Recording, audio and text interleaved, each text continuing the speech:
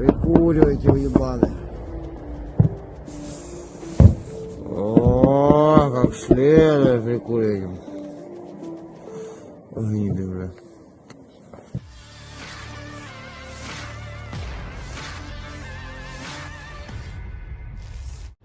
Sebuah rekaman ramai beredar di media sosial Telegram Kamis 4 Mei 2023. Dalam rekaman tersebut menunjukkan pertempuran yang sedang dilakukan oleh Resimen ke-291 dan Brigade Artileri ke-291.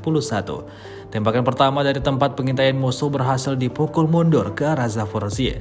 Dalam rekaman, meriam otomatis 30 mm terlihat dan aksi baku tembak terus terdengar. Rentetan serangan terus dilayangkan militer Rusia dan tidak diketahui pasti ada berapa jumlah korban jiwa dalam insiden ini. Memasuki hari ke-434 invasi, Rusia melaporkan 416 pesawat Ukraina, 230 helikopter, sebanyak 3.935 UAV, 421 sistem rudal anti pesawat dieliminir sejak awal operasi khusus. Sementara itu dari kubu Kiev, Kementerian Pertahanan Ukraina melaporkan 520 tentara Rusia dieliminir dalam 24 jam terakhir.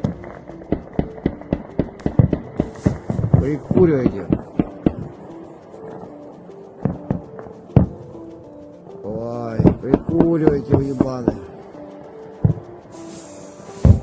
О, как следует прикуриваем. Гниды, бля.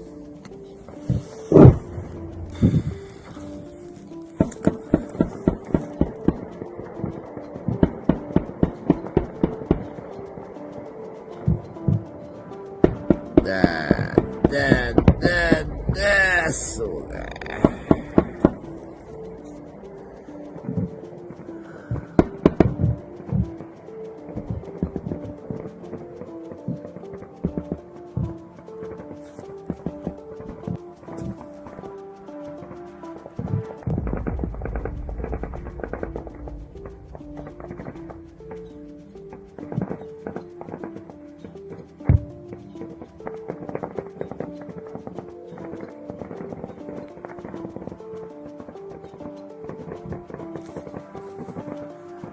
Terima kasih sudah nonton. Jangan lupa like, subscribe, dan share ya.